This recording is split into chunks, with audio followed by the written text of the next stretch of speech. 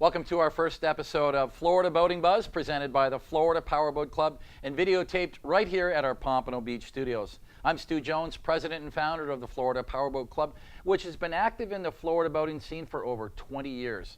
So I'd like to begin by thanking all of you who have helped out and been involved during those years. Whether you attended one of our poker runs or joined us on one of our boat show parties or sponsored one of our Florida events. I'm pleased to say that we'll continue in that tradition of staging safe, well-organized powerboating events throughout Florida.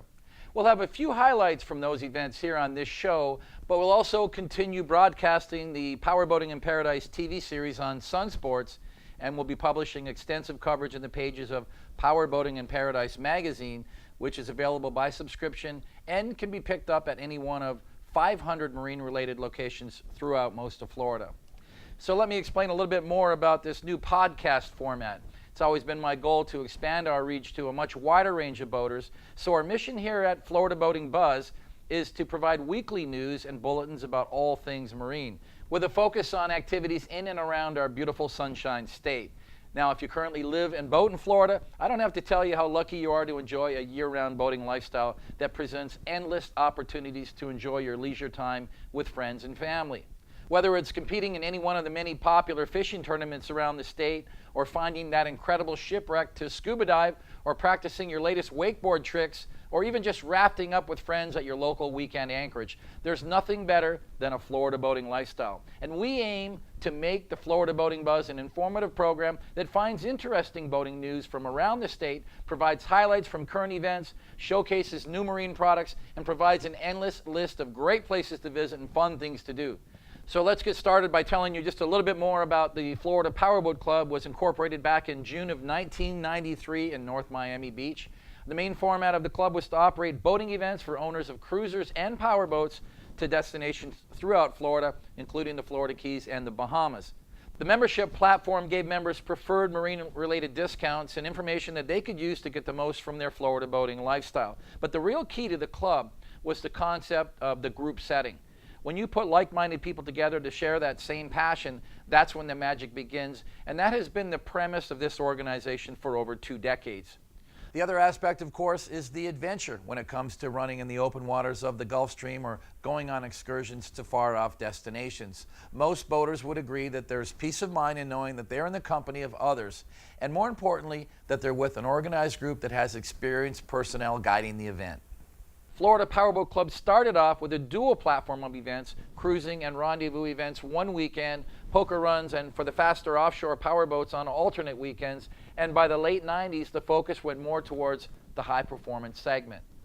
Okay, there were 2 reasons for that. One was simply there was growth in that segment. Offshore powerboat manufacturers were building better product. The trailerable nature of offshore powerboats opened up Florida to boaters from around the nation and across international borders.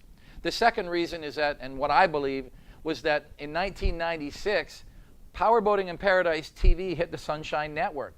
And boaters liked what they saw. They liked the fun, the excitement, and it didn't hurt that their friends would see them on TV. So it soon became a powerful marketing tool for the Florida Powerboat Club. So how do you tap into these media platforms like this TV show on our magazine and our website? Well, first of all, Powerboating in Paradise TV on Sun Sports. Sun Sports is easy to find if you live in Florida. It's pretty much on every cable provider in the state. Now, if you have satellite TV, whether you've got Dish or DirecTV, on DirecTV it's on channel 653 and it is broadcast in HD. On Dish Network it's on channel 422. The magazine is available by subscription, but if you join the club, you automatically get the magazine. You can go to the website, flpowerboat.com, and check out all the membership platforms to see which one fits you. But a lot of people just start things off with what we call the social membership, which is great because it's only $69 a year. You become a member, you get invited to all of our parties, you get all of our email blasts, and you get the magazine subscription. Remember, 4 times a year, and it's a big, thick book, okay? You're talking about 130, 140 pages every issue. It's got a nice shiny UV cover. It's got a perfect bound spine. It's really a high quality publication. We started the book in 1999. We're now up to 4 times a year. So not on the newsstands, sorry, you got to get it by subscription. We've got good coverage of the magazine. If you really want to find a location and pick up a copy, just give us a call at the club office, 954-545-1414, and we'll help you out with that. Now, in addition to all of that, we have another new media platform we're introducing. It starts on May the 24th, and that's Boat Show TV. 2014 has come on like gangbusters on the Florida boating scene, with increased sales activities reported in all sectors of the recreational marine industry. While taping for this new television series, Boat Show TV, our production staff visited numerous Florida shows, including Daytona Boat Show, the Orlando Boat Show. Both of those are put on by the Marine Industries Association of Central Florida, the Pompano Beach Nautical Flea Market, the Miami International Boat Show. That's one that we visit every year now for going on 20 years. Also this year, the first time we went to the Miami In-Water Show. That's produced by Show Management. It's called the Yacht and Brokerage Show. We spent a day there shooting big yachts. Back up to the Florida Panhandle for the Fort Walton Beach Emerald Coast Boat Show. And then we moved on back down to South Florida for the Palm Beach Boat Show. So at all of these shows, the manufacturers and dealers reported increases in sales in boats of all sizes, and we covered everything. We covered fishing, we covered cruising, performance, wakeboards, pontoon boats, and a variety of yachts from mid-size to mega yachts. You know, it appears that marine financing rates are at an all-time low, at least in decades, and the buying momentum is putting more Floridians back into boating at a very rapid pace. So we'll be following the Florida Boat Show circuit in an effort to showcase the latest boats available to Florida buyers, and buyers from all over the country for that matter. A lot of people from all over the United States come to Florida to buy their boats because of the concentration of manufacturers and dealers here, and used product as well. The Boat Show TV series will be launching in Sun Sports on May the 24th. It's an odd time frame. It's early in the morning. You got to get up early, but it's a Saturday morning, so make your coffee, toast your bagel, sit down and watch at 7:30 a.m. Eastern Standard Time on Sun Sports. We've got more than 15 episodes planned over a 30-week period running through the fall of 2014. So heads up for Boat Show TV. Next up, in our On the Water segment, Florida Powerboat Club reported a fabulous start to 2014 poker runs. And here are some of the video highlights from the Florida Keys and the Tampa Bay area. Our first event was the 19th annual Miami Boat Show Poker Run. February 2014 took place right on the heels of the Miami International Boat Show. We had 100 registered teams from all over the United States, Canada, and Europe. This was a record attendance for this event, which has had a lot to do with the growing popularity of the event and the great destination. But of course, the long, cold winter that chilled the nation had a lot to do with it. And it was time for these people to thaw out and come down to South Florida and just have a great escape to the Florida Keys. The Poker Run offered a 4-day format with 2 departures from Miami. The destination was the Postcard Inn Resort and Marina in Isla Mirada, formerly known as Holiday Isle Resort, mile marker 84 in the Florida Keys. Highlights included the Friday night beachside dinner party at the Tiki Hut at Postcard Inn. They did a fabulous job for us, put out a beautiful buffet. We had the music playing, and it was just one of those nice, easy, gentle evenings where everybody just felt that tropical breeze coming in, and they just thawed out and chilled out, and I'm sure that everyone was just happy to be down in the Florida Keys. The next day, we went out for a big raft-up party at the Channel 5 Bridge, where over 60 boats tied up for the afternoon sun and fun. So, did the math, right? We had 100 boats and 60 rafted up. Where were the other 40 boats? They were everywhere. Actually, the guys at MTI put together a nice little rendezvous. They took a bunch of MTIs down to, I think, Marathon for lunch, I think 2 days in a row. Another small group of people went to Duck Key. Another group of people went back up towards Gilbert's. So you had basically small groups of people going off and doing their own thing, which was great. It made for a fantastic day. The weather was awesome.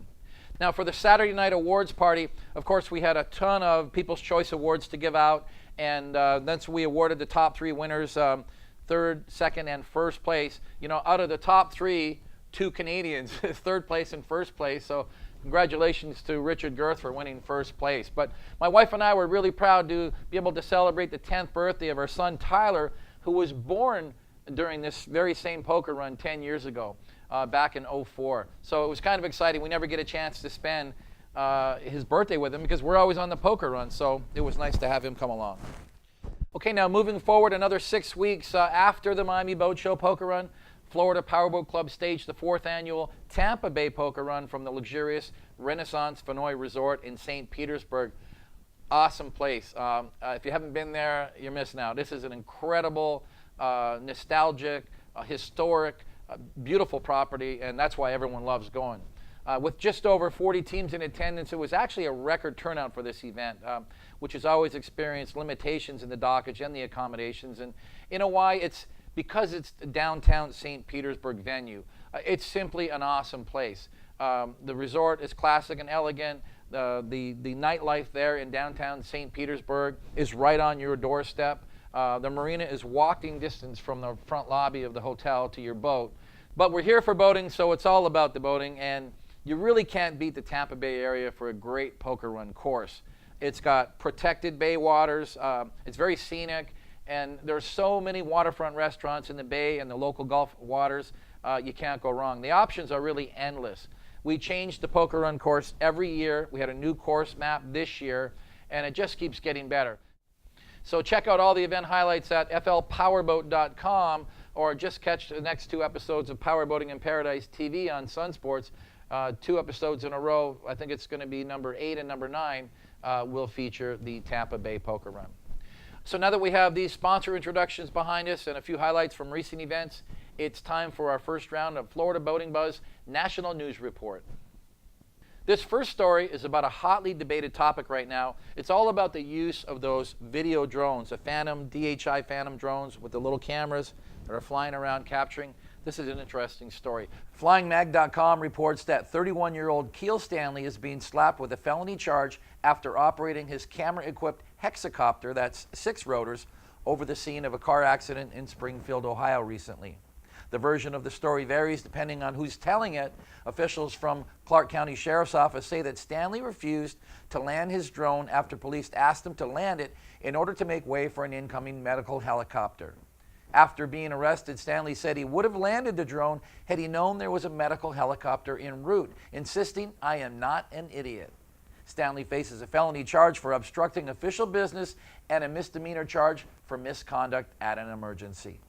Now here is the debate that we can certainly expect to escalate. The FAA currently bans the use of drones for commercial use.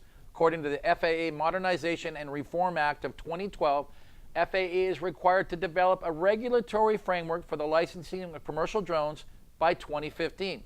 There's a large gray area in the meantime where the enthusiasts, the hobbyists, and the film producers can operate under the radar from the FAA. Now, on the one side, you have an entire industry that's ready to boom pending its commercialization. You've got the film and TV production people, agricultural people, disaster response, real estate people, whatever. According to the Association of Unmanned Vehicle Systems International, that's AUVSI, they actually have that, the U.S. economy stands to lose $10 billion if the FAA delays the commercialization of drones. Now, on the other hand, because of their track record with bombings and spying, drones have a stigma associated with them because of what they might or could do. Many view drones as a quintessential tool for an overreaching government. How will the perceptions translate when the power is put in the hands of journalists and activists, TV producers, and so on? Will drones infringe on our privacy? What happens when people start fighting back to a perceived threat? Seeing as I'm always looking for a new way to film Florida Powerboat Club events, I will be following this story very closely.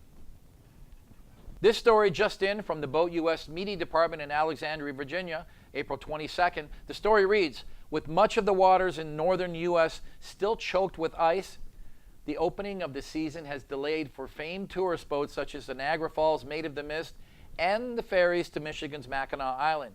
Now, to illustrate the severity of this trend, this photo of Niagara Falls was taken in late March, less than a month ago.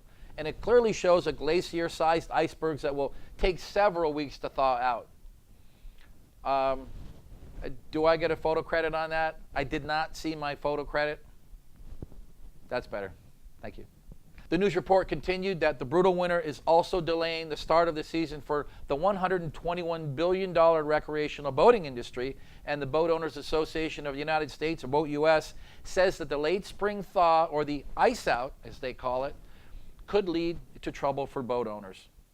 Now, in sharp contrast to this news about the ice out report, Florida boaters have been complaining that the unseasonably warm temperatures, in some cases record highs, have been forcing them to purchase extra bags of ice for their coolers when they go out on the water. We first noticed that the Florida ice out started as early as February where over 60 boat raft-up party near Islamorada in Florida Keys had to call in an emergency shipment of ice. Now, some Florida anglers are also complaining about the ice out symptoms, which apparently causes a troubling decision for most. When down to the last bag of ice, the question arises, do we ice the beer? Do we ice the fish? Beer, fish, what a conundrum.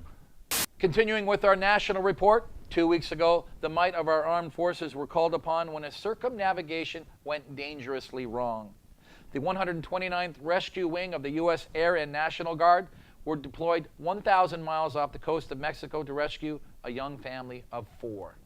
Eric and Charlotte Kaufman were attempting a circumnavigation in their 36-foot Hans Christian sailboat called Rebel Heart with their 2 little daughters, a 3-year-old named Cora and baby Lyra, when they were hit with a double whammy, causing the perfect storm. The baby develops a high fever, followed by a rash that slowly starts to cover her body. The meds and the remedies were not helping. Then the boat loses its steering and its communication capabilities, so the Kaufmans finally throw in the towel and send out a satellite call from their satellite phone for help from the U.S. Coast Guard. So that same day, 4 members from the 129th Rescue Wing parachuted down to the crippled vessel to stabilize the baby girl with medication and to stay with the family until they were able to board the USS Vandergrift 4 days later. 4 days of that. Can you believe it? The crippled Rebel Heart was slowly taken on water, so officials instructed the Kaufmans to grab a few bags worth of belongings before sinking the vessel, which had been home to the Kaufmans for the past few years. Now, Eric Kaufman is a Coast Guard licensed captain who, according to family members, used great care in planning the trip, stating, "They were not going into this blind. I knew they were doing it wisely." Now, if you ask me, there is nothing wise about a licensed captain bringing along an infant and a 3-year-old on a circumnavigation. Now, while we applaud the Kaufman's love and dedication to sailing, we here at The Buzz would like to encourage all of you to think twice about putting your lives, the lives of others, and the lives of servicemen and women at risk. And now for our Industry Insider Report, here's an interesting piece about country singer Jake Owen and how he is going to have an effect on this year's marine industry. Earlier this week, I got a chance to sit down and participate in a webinar hosted by Discover Boating, which is the marketing arm of the National Marine Manufacturers Association, or the NMMA, which focuses its efforts on promoting recreational boating across the nation. They announced that they would be sponsoring the upcoming tour of country singer Jake Owen. Here's the story. Hey y'all, I'm Jake Owen, and sing country music for a living, and boating has been a huge part of my life growing up, being a Floridian. It's really inspired a lot of things in my life, especially my music, which is why I'm so excited to be working with Discover Boating in partnership on my new Days of Gold tour coming to a city near you. So I look forward to seeing you guys out there singing along to songs, making some music together, and most importantly, I'll see you guys on the water. Finally, in our Dead Ahead segment, we'd like to keep you informed on all upcoming boating events, boat shows, and other happenings on the water. For upcoming events, the following weekend, May 15th to the 18th, actually we're meeting in Miami on the 15th with members of the Florida Powerboat Club for the Key West Air, Land, and Sea Poker Run. Yes, it's a new format. Of course, it's got boats, but the air and the land format is new. We're going to have a few of our club members flying their aircraft down, private aircraft. We've got some people in cars, some guys on bikes. And as far as boats go, we've got a little bit of everything. Power boats, center consoles, and even a big Predator cruiser. May the 17th and the 18th is the 6th annual Martin County Nautical Flea Market on the Treasure Coast. These flea markets are great shows, a lot of great values. You can buy boats there, but you can buy boat parts. Things that you probably wouldn't find online or find in a store, you're going to find them at the flea market. Moving forward, May 22nd to the 27th is the FPC Bahamas Sport Boat Poker Run. Remember that the Florida Powerboat Club did this event last year to Bimini, but this time they want to go farther. Sponsored by Boats Direct USA, we'll be joining Mark and Eileen Fisher on their 39-foot Deep Impact. We're going to be heading to Bimini to clear, but we're going to continue on to Paradise Island for 3 days in Atlantis. Oh, Atlantis is awesome. I haven't been there in a while, but I hear it's fantastic. A lot of fishing tournaments coming up this month and next. As you know, best place to find all about the fishing tournaments is floridasportsman.com. And now for the Florida Boating Buzz, Boat of the Week. we've selected a new model from the Cruisers Yachts in Wisconsin, the 328 Bowrider Black Diamond Limited Edition Series. It's an all-new model from the Cruisers Sports Series, which features 6 models in total from 20 to 32 feet in length. Now, we first laid eyes on this boat back at the Fort Lauderdale Boat Show in October, and then just 2 months later, Boating Magazine bestowed the 328 Sports Series with its coveted Boat of the Year award for 2013. Now, the editors selected this model after reviewing performance data and commentary from the magazine's tech team. And in all, the group assessed approximately 100 boats between 30 and 70 feet. Each test considers a boat's construction, design, styling, performance, and adherence to the standards by the American Boat and Yacht Council. The 328 SS was chosen because it led all others in innovation and excellence in a brand new boat category. Now, I've got to give credit to Boating Magazine editors for this selection, and here's my take. Cruisers has produced a boat that is essentially what I would consider to be the ultimate crossover boat between an open-bowed day boat with a spacious cockpit and plenty of open seating, ideal for wakeboarding, tubing, or rafting up. And yet it features the largest cabin in its class, complete with a flat-screen TV, a small refrigerator, 6 feet of headroom, convertible seating area, and a sleeper berth with a yacht-style head and shower. So to top it off, with the fact that it's a great performing boat with twin 380 horsepower stern drive engines, it's really the complete package, capable of top speeds over 50 miles per hour. So what normally might be considered to be a day boat is really a weekender for a couple or a small family.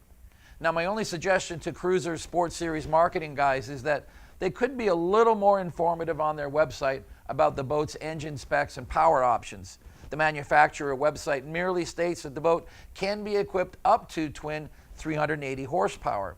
We don't know if it's a Volvo Penta or Mercruiser or Ilmor, and even after downloading the detailed PDF catalog, there's still no engine manufacturer data listed with power options. So what can you do in a case like this? Well, obviously you can call the factory or call your nearest Cruisers dealer, but there's always another solution for the online shoppers, and that's BoatTest.com. The website has been around for years, and I would like to say it's very professional, it's extremely informative, and it's unbiased in their reporting of mainstream recreational marine manufacturers. We found a very in-depth video report of our Boat of the Week conducted by Captain Steve Larrivee from BoatTest.com. And if you want to know more about the Cruisers 28 Bowrider, we suggest you visit BoatTest.com and CruisersYachts.com. And finally, to wrap up our first episode of Florida Boating Buzz, here's our very first Buzz Babe of the Week, Melanie Kate. We first met Melanie at the Florida Powerboat Club's Miami Boat Show Bash, where she joined a cast of lovely ladies for the Valentine's Day Fashion Show, which entertains hundreds of guests and put a nice spin on our 22nd version of this annual South Beach event held at the landmark Raleigh Hotel. These photos are featured on the website galleries at flpowerboat.com under the gallery title 2014 Miami Boat Show Bash. Melanie reported to us in her bio that she is of Thai descent and she stays busy in South Florida as a full-time fitness and promotional model. She's a big sports fan, favoring football, and FSU is her favorite team. Of course, she loves boating, whether it's high-performance powerboats or a luxurious yacht, it's all good for Melanie. After her February FPC fashion show, Melanie's next gig was the Palm Beach Boat Show Swimwear Fashion Showcase presented by Show Management and featuring Venus Swimwear Fashions. We captured these highlights at the Palm Beach Show, which will be later featured on Boat Show TV. But it wasn't until mid-April that Melanie finally got her first chance to attend a Florida Powerboat Club boating event, as she joined us for the Tampa Bay Poker Run as one of our poker card girls. Here she is handing off her first poker card from the docks at the Renaissance Vinoy Marina as over 40 powerboat teams prepared for the start of the run. A final personal note, guys, Melanie loves sushi and says that one of her favorite restaurants is Lemongrass on Atlantic Avenue in Delray Beach. But if you don't happen to see Melanie out dining in Delray or in South Beach on the Florida modeling circuit, you can always find her on the FPC website or on an upcoming episode of Power Boating in Paradise TV. Thanks for joining us on our first episode of Florida Boating Buzz from our Pompano Beach studio. We hope you enjoyed the show, and remember, we're always looking for your input. So please send us your Florida boating comments, your stories, your photos to the email address below.